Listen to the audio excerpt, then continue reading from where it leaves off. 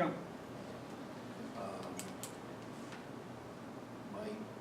My feeling is that we would grandfather them.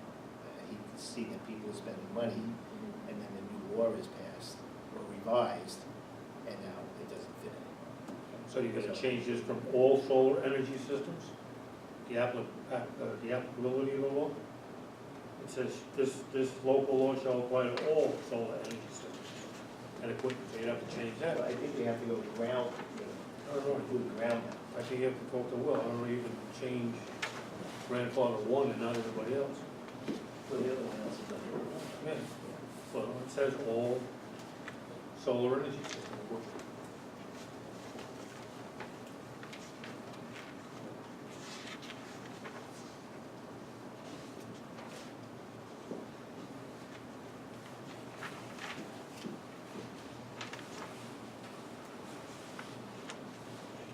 Another issue that came up is, again, not to do with the farm, so I hope we're not mixing things up, is the placement on solar panels on the roof and for emergency. They can't have, they have to allow I think they have. emergency. Well, it's in there for new ones, but we got to discuss what ones that are already installed. And I don't think they should be grandfathered in. Then, well, at least they need to certify. Yeah, I don't know how, if they were to remove some panels, Right. what does that do to the system? We have to take a look. Yeah. Because there's just a safety concern on that. You don't want to have to go to fire engine. So that I'm in favor of going back from the start. And you wait for 1 year grace period to get that settled. You okay with that, Paul? Say it again? As far as the safety aspect on the roof, the new law code, it has to be for fire code. We need to go back to all the existing laws. I said give them a 1 year grace period to make sure it's as per fire code. Who's going to check on it? We determine that's a good building inspector or a fire department.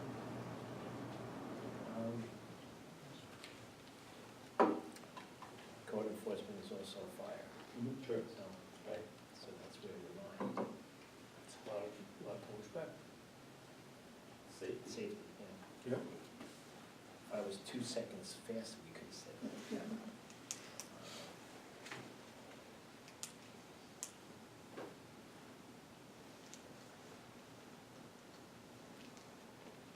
Any additional comments from the public regarding the, Yeah, I suggested, Terry Hughes, I suggested that you want security for a system, so if it's abandoned or something along those lines, the village is not gonna have to, pick up the cost. I suggested that it be letter of credit, that's what we always use in Superfund. And I suggested the inverse, if it's brand new, it's not much sense having a large amount, a large letter of credit to remove solar panels that were just put in, that over a period of time, you might want to increase it.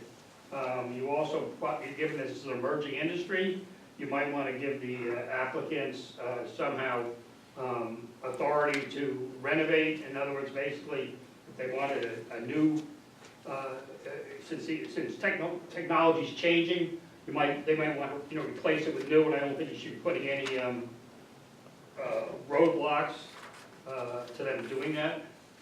You ought to give them, so in other words, if it's approved by the planning board with XYZ technology, if they believe that there's a better technology, or if they want to move them along with the sun, that they should be given discretion to do that with a less tedious approval process. in that same parameter though?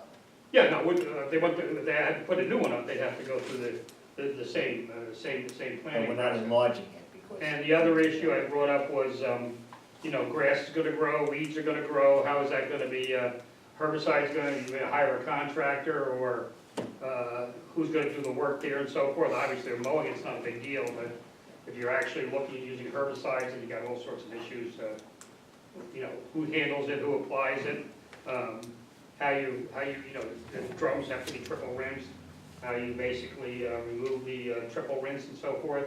So that's not something that compliance with New York State laws would probably do it, but you ought to put that in the authority of possibly the building inspector or something along those lines. Or they set forth a plan, not in the law, they ought to set forth a plan how they intend to do that. I assume it's not in the flood zone either, right? Actually, part of it would be in the flood zone. Part of it is in the flood Yeah, zone. but not the, sorry, floodplain, not the regulatory floodway, that would be, Pardon me? not in the floodway, but part of it. In a would be floodplain, yeah, floodway is different from floodplain. Correct. Yeah, so basically, I don't know, that's something that, you know, that basically shouldn't be handled, I think, in the law, just how, I presume the planning board would approve that, because you have to presumably go before the planning board with the application, correct? Well, village board. yeah. No, the village. Oh, the village board? So, well, that would be an issue, it's in a, you know, floodplain. Maybe it's just a matter of insurance or something. And the other point I was gonna bring up, is there any relation with regard to O&R? Are they owe you a duty, or is O&R having its transformer in your area, or how's that work? Yeah, we filed an interconnection application. I'm as- sorry, I missed. Oh, sorry, yeah. as No, I'm any- old, I can't hear where. Oh, sorry, yeah, as any, and I'm almost too much probably, any solar project of this size would need to file an application with Orange and Rockland to interconnect, which we did actually 2 years ago, so it's pretty well downfield in terms of their analysis, and they would, yeah, there'd have to be a transformer installed to step up the power. The transformer's the responsibility of O&R, so if it leaks. Actually, the if transformer. if basically the oil's leak or something like that, or there's a fire in it. I think it's O&R's, but I think the Well- company pays for it. Yeah, actually. really? In this case, the transformer would be community energy's responsibility. It's different in every utility territory, but O&R asks that to be on us, but then they would be responsible for the power. On Are they their responsible side of for the maintenance of the transformer? Yeah, we would be, Oh, you would be, okay, so as far as the actual oils in there. right, Okay, yeah. so that's really covered already by the agreement with O&R, correct? Yeah, well, in our own insurance policy and O&M team, yeah.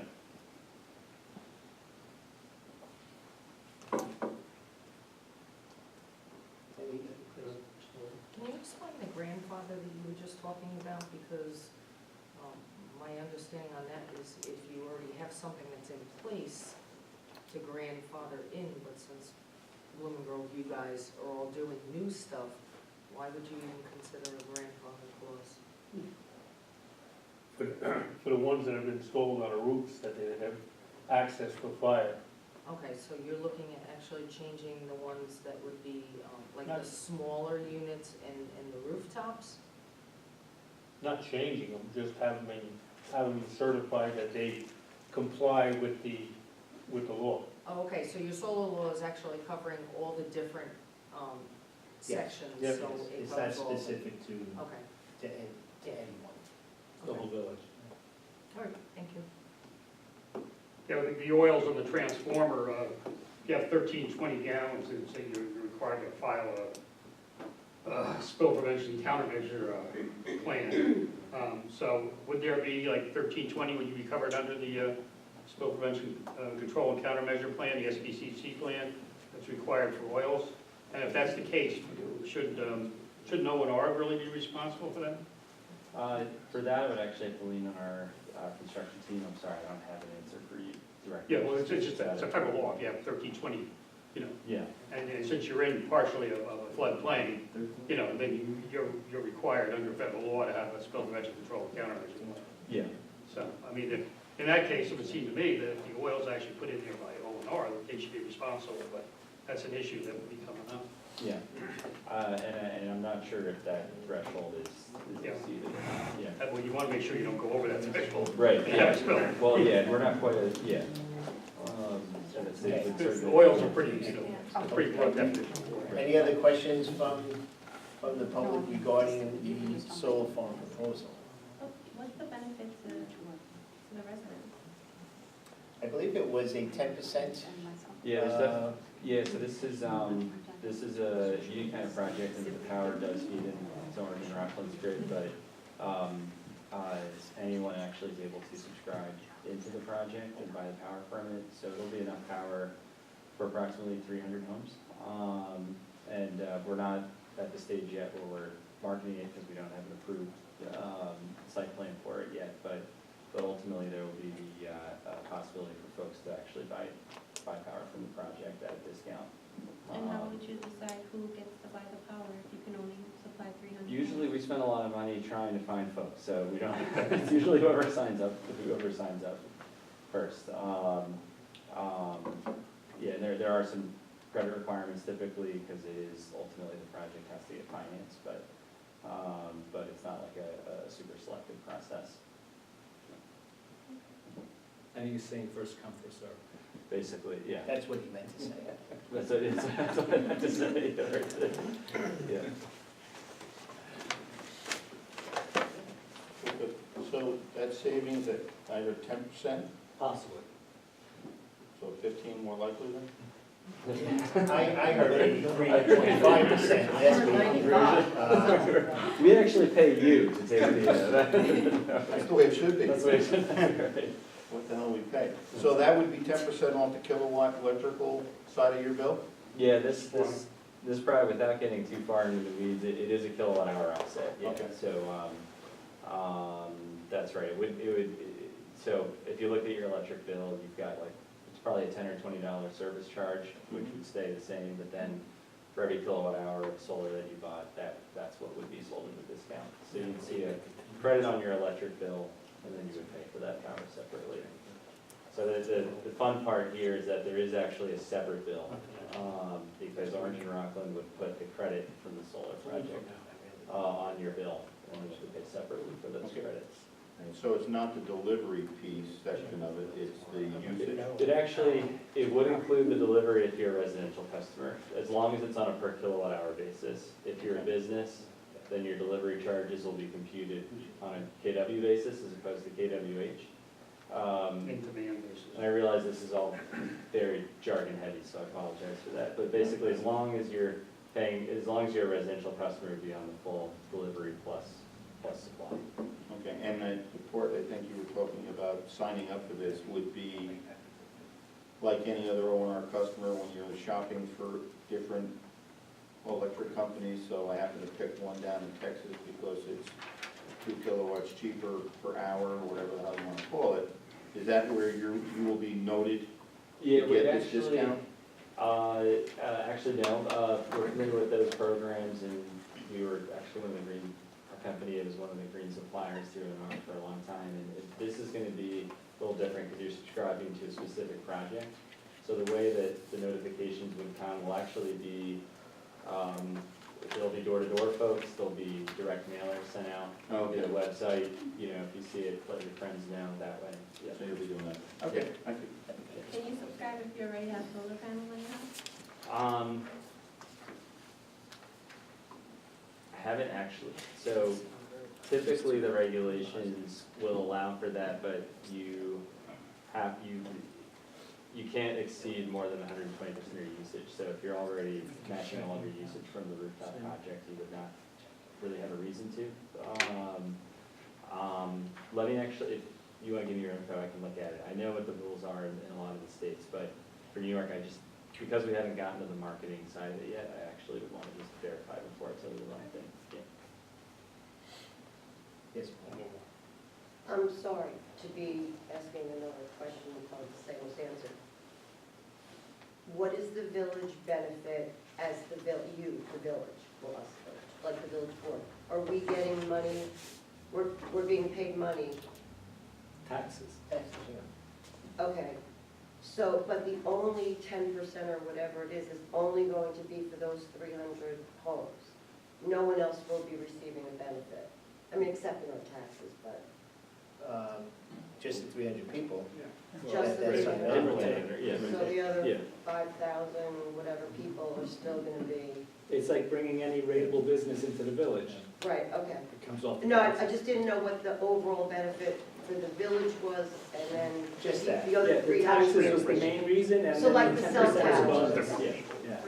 They're getting, you know, you're getting paid at like a rental fee, something like that.